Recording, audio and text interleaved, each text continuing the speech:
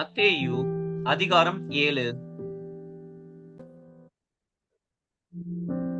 நீங்கள் குற்றவாளிகள் என்று தீர்க்கப்படாதபடிக்கு மற்றவர்களை குற்றவாளிகள் என்று தீர்க்காதிருங்கள். ஏனெனில் நீங்கள் மற்றவர்களை தீர்க்கிற தீர்ப்பின்படியே நீங்களும் தீர்க்கப்படுவீர்கள். நீங்கள் மற்றவர்களுக்கு அளக்கிற அளவின்படியே உங்களுக்கும் அளக்கப்படும். நீ உன் கண்ணில் இருக்கிற உத்திரத்தை உணராமல் உன் சகோதரன் கண்ணில் இருக்கிற துரும்பை பார்க்கிறதென்ன? இதோ உன் கண்ணில் உத்திரம் இருக்கையில் உன் சகோதரனை நோக்கி, நான் உன் கண்ணில் இருக்கும் துரும்பை எடுத்து போடட்டும் என்று நீ சொல்வதெப்படி? மாயக்காரனே, முன்பு உன் கண்ணில் இருக்கிற உத்திரத்தை எடுத்து போடு, பின்பு உன் சகோதரன் கண்ணில் இருக்கிற துரும்பை எடுத்து போட வகை பார்ப்பாய். பரிசுத்தமானதை நாய்களுக்கு கொடாதேயுங்கள், உங்கள் முத்துக்களை பன்றிகள் முன் போடாதேயுங்கள். போட்டால் தங்கள் கால்களால் அவைகளை மிதித்து திரும்பிக் கொண்டு உங்களை பீறி போடும். கேளுங்கள், அப்பொழுது உங்களுக்கு கொடுக்கப்படும். தேடுங்கள், அப்பொழுது கண்டடைவீர்கள். தட்டுங்கள், அப்பொழுது உங்களுக்கு திறக்கப்படும். ஏனென்றால் கேட்கிறவன் எவனும் பெற்றுக் கொள்ளுகிறான், தேடுகிறவன் கண்டடைகிறான், தட்டுகிறவனுக்கு திறக்கப்படும். உங்களில் எந்த மனுஷனானாலும் தன்னிடத்தில் அப்பத்தை கேட்கிற தன் மகனுக்கு கல்லை கொடுப்பானா? மீனை கேட்டால் அவனுக்கு பாம்பை கொடுப்பானா? ஆகையால் பொல்லாதவர்களாகிய நீங்கள் உங்கள் பிள்ளைகளுக்கு நல்ல ஈவுகளை கொடுக்க அறிந்திருக்கும் போது பரலோகத்தில் இருக்கிற உங்கள் பிதா தம்மிடத்தில் வேண்டிக் கொள்ளுகிறவர்களுக்கு நன்மையானவைகளை கொடுப்பது அதிக நிச்சயம் அல்லவா? ஆதலால் மனுஷர் உங்களுக்கு எவைகளை செய்ய விரும்புகிறீர்களோ அவைகளை நீங்களும் அவர்களுக்கு செய்யுங்கள். இதுவே நியாயப்பிரமாணமும் தீர்க்க தரிசனங்களுமாம். இடுக்கமான வாசல் வழியாய் உட்பிரவேசியுங்கள்.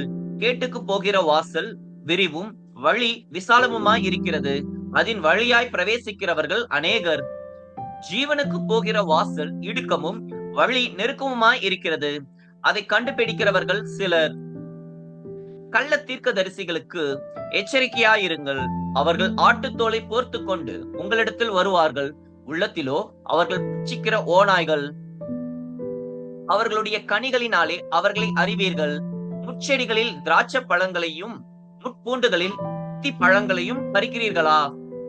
அப்படியே நல்ல மரம் எல்லாம் நல்ல கனிகளை கொடுக்கும், கெட்ட மரமோ கெட்ட கனிகளை கொடுக்கும். நல்ல மரம் கெட்ட கனிகளை கொடுக்க மாட்டாது, கெட்ட மரம் நல்ல கனிகளை கொடுக்க மாட்டாது. நல்ல கனி கொடாத மரம் எல்லாம் வெட்டுண்டு அக்கினியிலே போடப்படும். ஆதலால் அவர்களுடைய கனிகளினாலே அவர்களை அறிவீர்கள். பரலோகத்தில் இருக்கிற என் பிதாவின் சித்தத்தின்படி செய்கிறவனே பரலோக ராஜ்யத்தில் பிரவேசிப்பானே அல்லாமல் என்னை நோக்கி கர்த்தாவே கர்த்தாவே என்று சொல்லுகிறவன் அதில் பிரவேசிப்பதில்லை.